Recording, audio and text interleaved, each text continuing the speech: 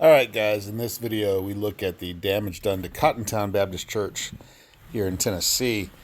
In a recent severe storm, we had some high winds and a lot of flooding. The flooding is really what damages most situations around here. This church sits real close to Highway 25, and you can see the damage that was done by the flooding that happened.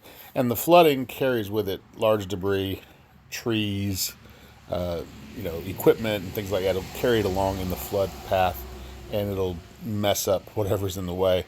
And unfortunately, this church had just recently, in the last couple of years, had put up a new bridge and put on another layer of asphalt. And you can just see what happened. I've never really seen this like this, but you can see how the floodwaters lifted up the asphalt as debris, thick debris, wood and different things went underneath that layer of asphalt. So the saddest part is that with all the flooding, the water actually got into the church and damaged the church to the point where they're going to have to sell and move to another location.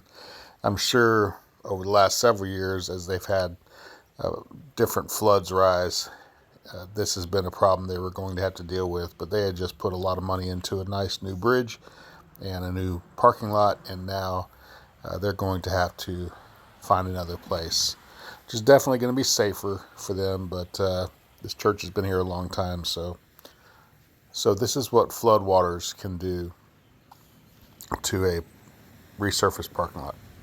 Well, this happened on a Wednesday night, and normally a church like that is going to have a service on a Wednesday. So, nobody was there for service because the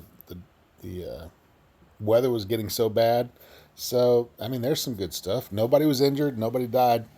And I'll tell you what else is some good stuff. There is another church in the area that contacted this church knowing what had happened, knowing the damage that had been done during the flooding.